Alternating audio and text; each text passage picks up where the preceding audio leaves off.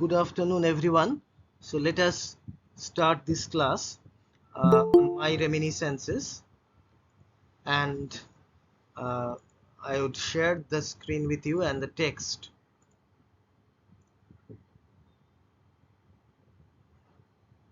So this is the text, and we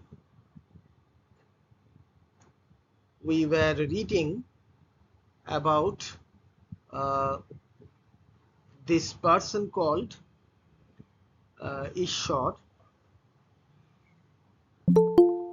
and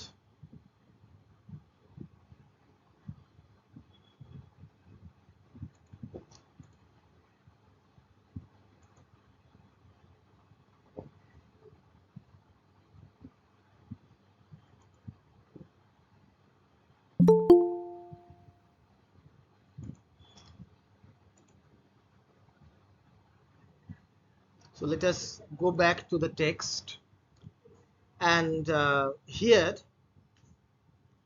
uh, we are reading about uh, uh, one of the servants, and uh, this person was called Ishor, and he had been a village schoolmaster. So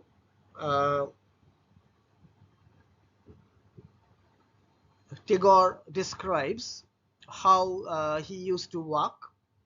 He had a peculiar style of walking, and he was uh, a person who appeared to be quite serious in nature. So unfathomable was the depth of his gravity. Uh, with head slightly tilted, he would mince his carefully selected words in a deep voice. His literary diction would give food for merriment to our elders behind his back. Some of his high-flown phrases finding a permanent place in our family repertoire of witticisms. So the elders actually, they really found the language that he used, the words that he used, the words and phrases, to be quite funny. But I doubt whether the expressions he used would sound as remarkable today, showing how the literary and spoken languages, which used to be a sky from earth asunder, are now coming nearer each other. So the difference between the spoken language and the written language, it has narrowed down nowadays. As Tagore mentions here, and therefore he says that the language, the type of language he used was appeared peculiar during those days, but when Tagore grew up, there was not much difference between the two. This erstwhile schoolmaster had discovered a way of keeping us quiet in the evenings. Every evening he would gather us round the cracked castor oil lamp and read out to us stories from the Ramayana and Mahabharata. Some of the other servants would also come and join the audience. The lamp would be throwing huge shadows right up to the beams of the roof, the little house lizards catching insects on the walls, the bats doing a mad dervish dance round and round the verandas outside, and we listening in silent, open-mouthed wonder. So as this person was educated, he could read, and he had a different way of keeping the boys quiet during the evening time. And he used to read from the Ramayana and the Mahabharata. which were quite new for the boys, and they used to listen to him in great wonder. And even the other servants, they would come and listen to him. So this is a passage about this person called Ishwar, and uh, Tagore remembers some of the readings. I still remember on the evening we came to the story of Kusha and Lava, that is Lob and Kush, the sons of Rama and Sita, and those two valiant lads were threatening to humble to the dust the renown of their father and uncles. How the tense silence of that dimly lighted room was bursting with eager anticipation. So the story of towards the end of the Ramayana of Lob and Kush, how they were fighting valiantly. That was one particular reading which Tagore remembers. It was getting late. Our prescribed period of wakefulness was drawing to a close, and yet the denouement was far off. So uh, they had a specified time for everything. There was a specific time when they had to go to bed, but yet the denouement was far off. That is what the result would be of this fighting that was not reached. At this critical juncture, my father's old follower Kishori came to the rescue and finished the episode for us at express speed to the quick step of the Dasuraya's jingling verses. So his father's attendant Kishori came and finished it off, reading from Dasuraya's jingling verse, the uh, poetic version. The impression of the soft, slow chant of Krittibase's 14-syllabled measure was swept clean away, and we were left overwhelmed by a flood of rhymes and alliterations. So Ishwar was reading from Krittivasa's version of the Ramayana, and when Kishori came there, he started to read the poetic version, not the prose version, and that was a different version altogether. On some occasions, these readings would give rise to shastric discussions, which would at length be settled by the depth of Ishwar's wise pronouncements.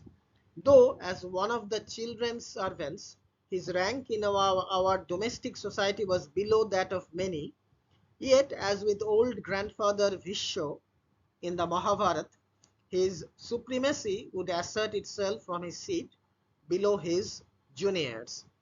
So he occupied a respectable place in the rank of the servants. Though actually, since he looked after the children of the Tagore household, he belonged to a lower category than some of the other servants. Our grave and reverend servitor had one weakness to which, for the sake of historical accuracy, I feel bound to allude. He used to take opium. This created a craving for rich food, so that when he brought us our morning goblets of milk, the forces of attraction in his mind would be greater than those of repulsion. If we gave the least expression to our natural repugnance for this meal, no sense of responsibility for our health could prompt him to press it on us a second time. So this person called Ishwar, he used to take opium, and he uh, felt the need for eating rich food. And in the mornings, when the glasses of milk were brought to the boys, sometimes they refused to drink the milk. And Ishwar did not press them. He did not ask them twice. That is, he would drink the milk himself if the boys refused.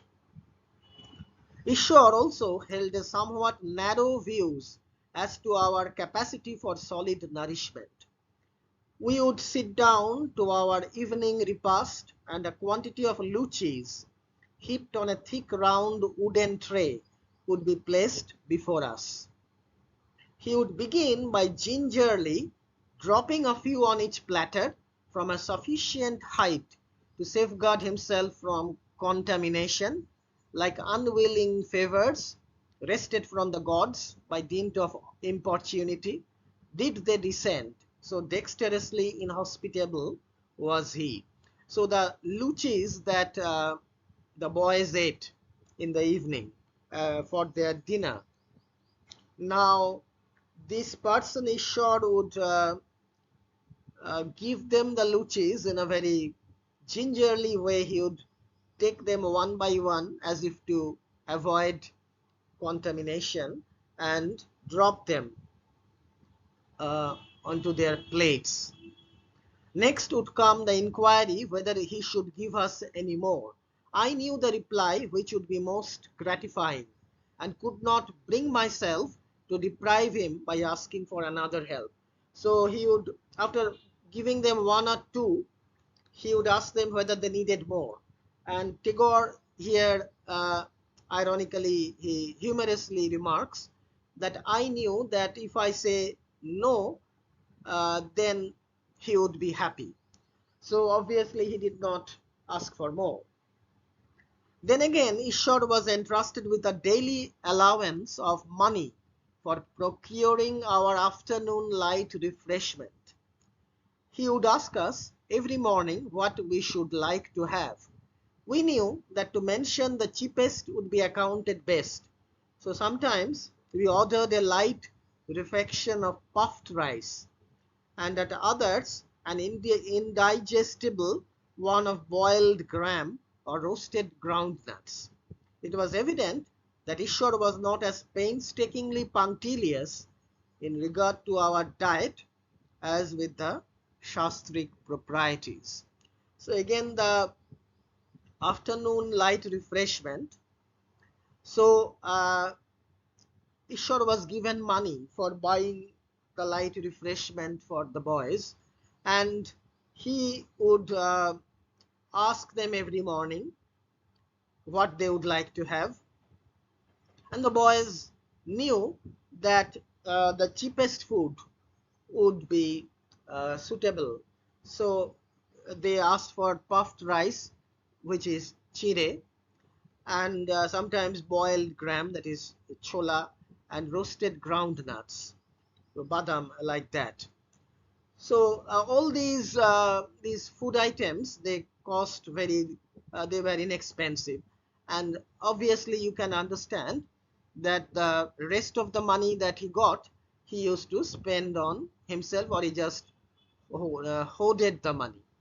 So here this chapter comes to an end, and here, as you can see, uh, this is the first chapter of part 2, chapter 4, and here we have a detailed picture of the servants, and the title of the chapter, Servocracy, is also quite revealing, and we get to know some of the servants, especially this person called Ishwar, and there is a detailed description of his habits, what kind of a person he was, and how he used to behave with the boys. So this is one particular chapter that talks about how Tagore was brought up by the servants. Now we come to the 5th chapter, the normal school. Now you will remember that Tagore's first school was the Oriental Seminary, and the normal school would be his second one. While at the Oriental Seminary, I had discovered a way out of the degradation of being a mere pupil. I had started a class of my own in a corner of our veranda. The wooden bars of the railing were my pupils, and I would act the schoolmaster, cane in hand, seated on a chair in front of them.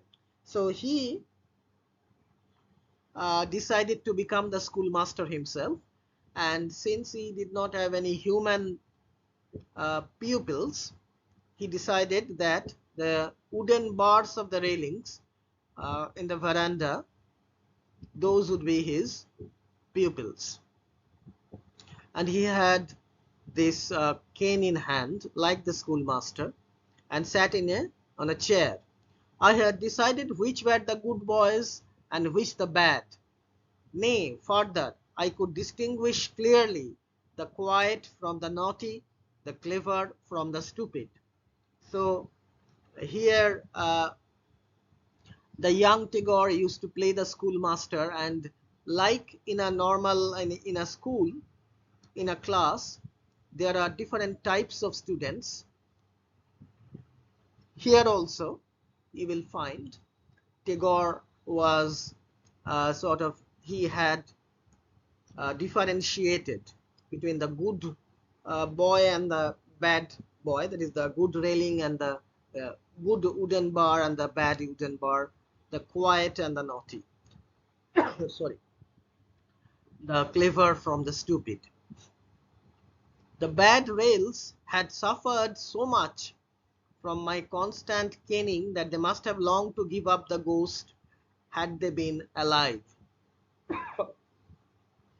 So Tagore here jokingly says that uh, the bad railings, they were beaten up mercilessly by him.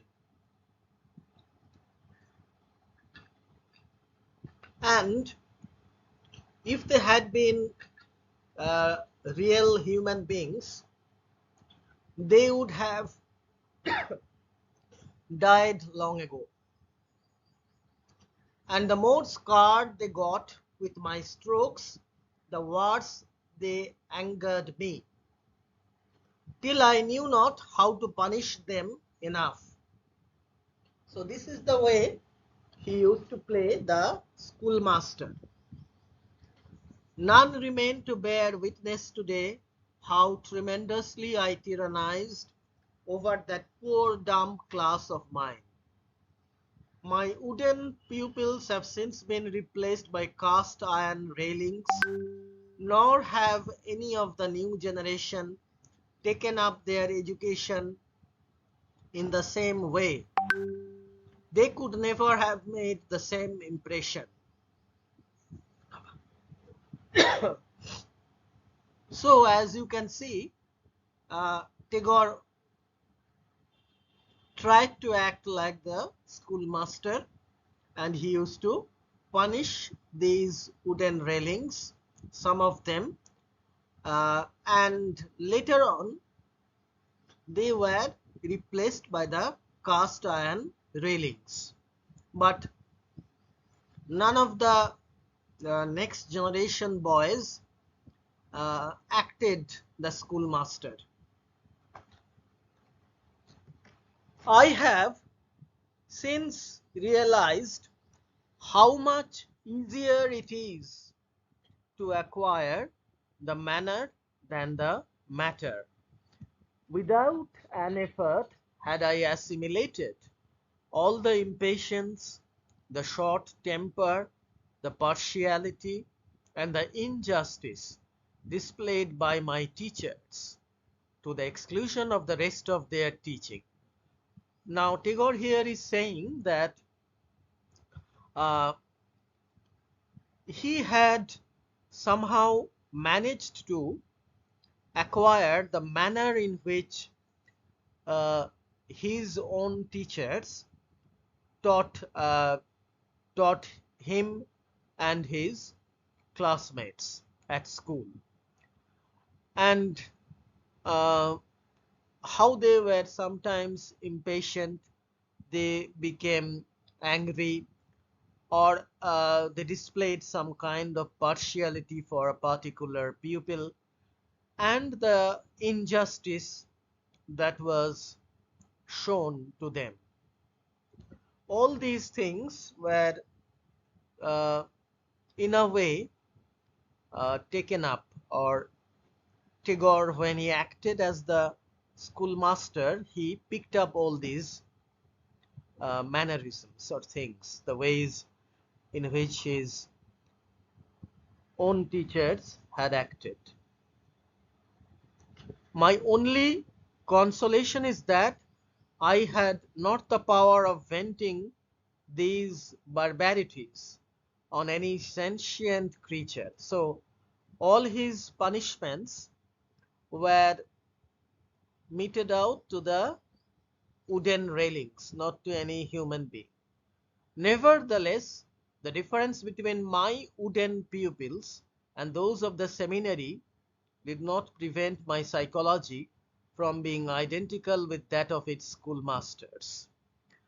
Still, as he says, though his pupils were quite different from those at the Oriental Seminary, however, his state of mind, his psychology, as he calls it, was in many ways similar to those that of his schoolmasters. That is, he acted in the same way. I could not have been long at the Oriental Seminary, for I was still of tender age when I joined the normal school. The only one of its features which I remember is that before the classes began, all the boys had to sit in a row in the gallery and go through some kind of singing or chanting of verses, evidently an attempt at introducing an element of cheerfulness into the daily routine. So at the start of the class, there was this chanting or singing of verses. Unfortunately, the words were English and the tune quite as foreign, so that we had not the faintest notion what sort of incantation we were practicing. Neither did the meaningless monotony of the performance tend to make us cheerful, because it could not make sense of what was being said, what they were saying really. Um, this failed to disturb the serene self-satisfaction of the school authorities at having provided such a treat. They deemed it superfluous to inquire into the practical effect of their bounty. Here is the text once again. Hopefully there would not be any kind of disturbance now. So there was this prayer that was regularly chanted by the children before the classes started at the normal school, but they did not understand what the words were, and there was a kind of a meaningless monotony of the performance, which, though its aim was to make them cheerful, actually it did not do so. And the authorities, the school authorities, did not want to know whether the children were really being benefited by this. They would probably have counted it a crime for the boys not to be dutifully happy. So if the boys did not feel happy even after chanting this song, they should be accounted uh, really ungrateful or something like that. Anyhow, they rested content with taking the song as they found it, words and all, from the self-same English book which had furnished the theory. So it was taken from an English book. The language into which this English resolved itself in our mouths cannot but be edifying to philologists. I can recall only one line.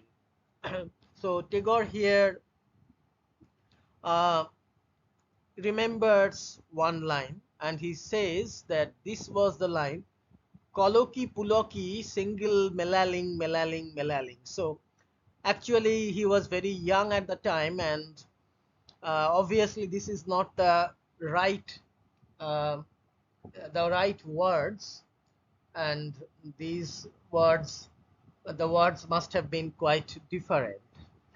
So after much thought, I have been able to guess at the original of a part of it. So Tagore says that I have finally, after much deliberation, been able to understand what the words were. Of what words Kaloki is the transformation still baffles me. The rest I think was full of glee, singing merrily, merrily, merrily. So melaling, melaling, melaling actually signifies merrily, merrily, merrily. Singing merrily, merrily, merrily. As my memories of the normal school emerge from haziness and become clearer, they are not the least sweet in any particular. Had I been able to associate with the other boys, the woes of learning might not have seemed so intolerable. But that turned out to be impossible. So nasty were most of the boys in their manners and habits. So actually, in the normal school, Tagore could not make friends. He did not have a friend, even one friend. And he could not mix with the other boys. He found them really intolerable. Actually, they were ill-mannered. So in the intervals of the classes, I would go up to the second story, and while away the time, to a next sitting near a window overlooking the street, I would count 1 year, 2 years, 3 years, wondering how many such would have to be got through like this. So he actually, during the intervals, during the breaks, he would go up to the second story and sit all by himself. Of the teachers, I remember only one whose language was so foul that, out of sheer contempt for him, I steadily refused to answer any one of his questions. Thus I sat silent throughout the year at the bottom of his class, and while the rest of the class was busy, I would be left alone to attempt the solution of many an intricate problem.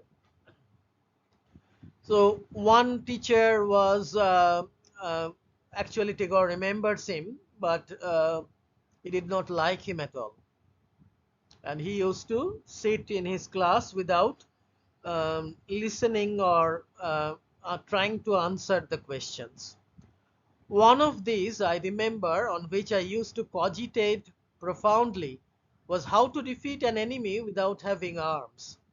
My preoccupation with this question, amidst the hum of the boys reciting their lessons, comes back to me even now. If I could properly train up a number of dogs, tigers, and other ferocious beasts, and put a few lines of these on the field of battle, that, I thought, would serve very well as an inspiriting prelude. So he used to think of all these impossible things. With our personal prowess let loose thereafter, victory should by no means be out of reach. And as the picture of this wonderfully simple strategy waxed vivid in my imagination, the victory of my side became assured beyond doubt. So this actually Tagore was thinking of other things. He was almost daydreaming. He was not listening to the lessons as such, but he was thinking of how to fight against an enemy without having arms. So how he would fight them with the help of the trained dogs, tigers, and the other beasts who would be his pets, and they would attack him because he did not have any weapon. While work had not yet come into my life, I always found it easy to devise shortcuts to achievement. Since I have been working, I find that what is hard indeed, and what is difficult remains difficult. This, of course, is less comforting, but nowhere near so bad as the discomfort of trying to take shortcuts. So, Tagore here says, towards the end of this chapter, uh, he knew some of the methods how to take the shortcuts. And he found out that things which were hard remained hard, and things which were difficult remained difficult. When at length a year of that class had passed, we were examined in Bengali by Pandit Madhusudan Bachaspati. I got the largest number of marks of all the boys. The teacher complained to the school authorities that there had been favoritism in my case, so I was examined a second time, with the superintendent of the school seated beside the examiner. This time also I got a top place. So Tagore actually came first in Bengali, and actually because of this accusation of partiality, he was examined a second time, and still he managed to secure the highest marks. Number 5, chapter number 5. This chapter is it deals with the normal school, and we come to know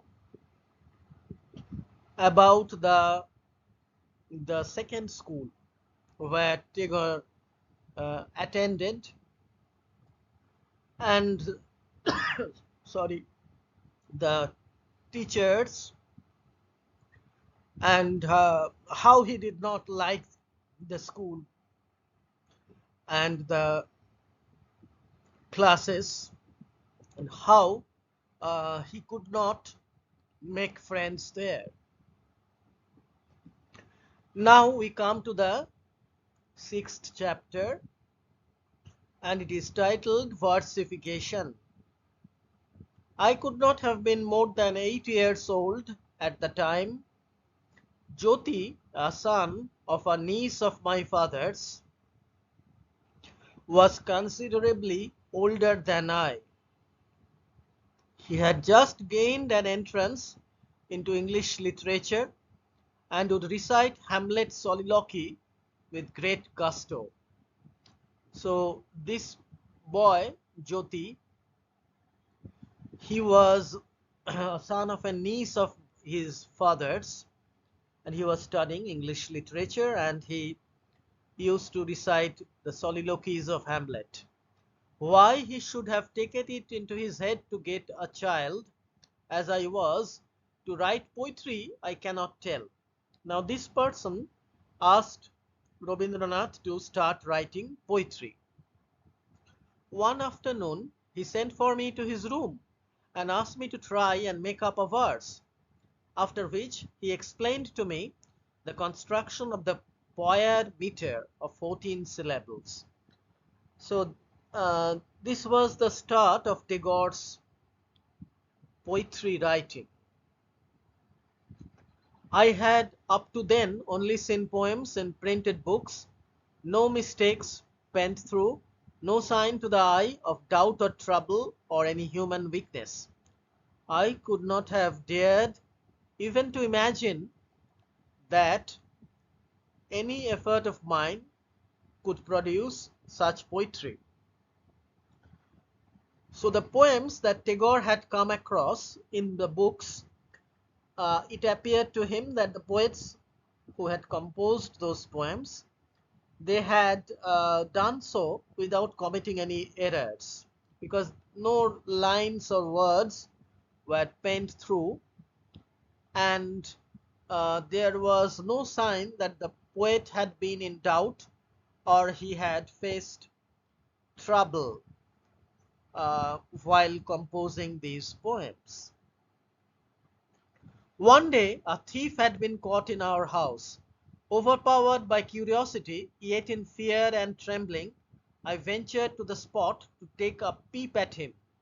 I found he was just an ordinary man, and when he was somewhat roughly handled by our doorkeeper, I felt a great pity.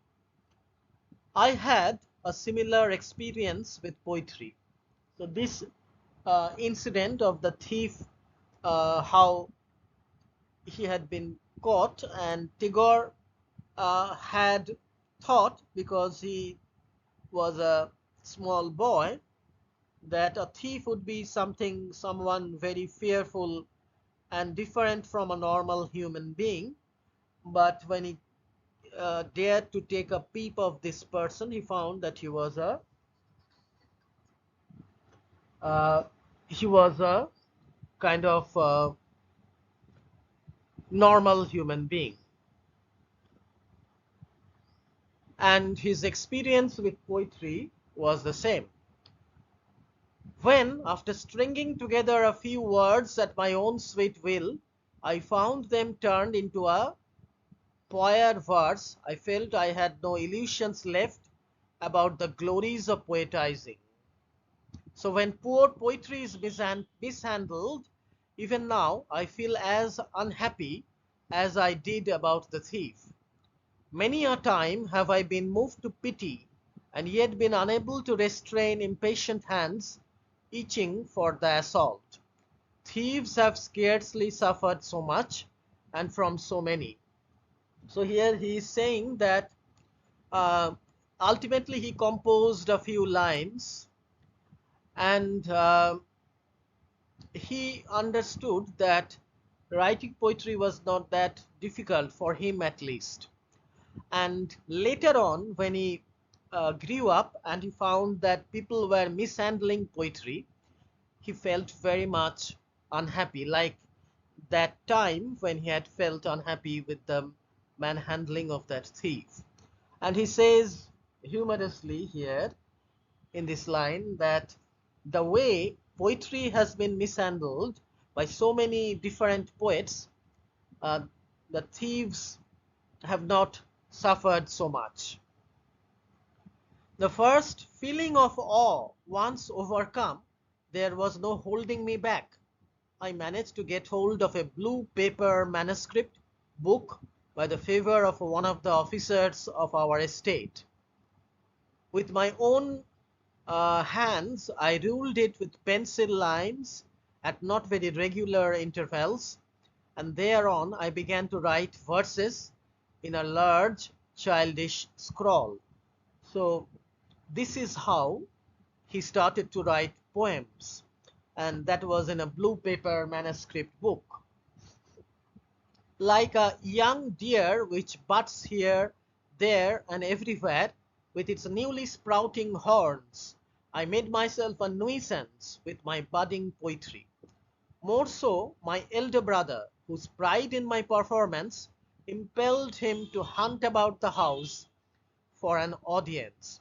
So this brother, actually his elder brother, inspired him, and he asked him to write poetry. And Tagore compares himself with a young deer, which is having its horns, and therefore it butts different places, goes and butts different places. So he became almost a nuisance. I recollect how, as the pair of us one day were coming out of the estate officers on the ground floor after a conquering expedition against the officers, we came across the editor of the national paper, Nabogopal Mitra, who had just stepped into the house. So this person, Nabogopal Mitra, he was the editor of the magazine, the national paper. My brother tackled him without further ado. Look here, Nabogopal Babu, won't you listen to a poem which Robi has written? The reading forthwith followed. My works had not as yet become voluminous.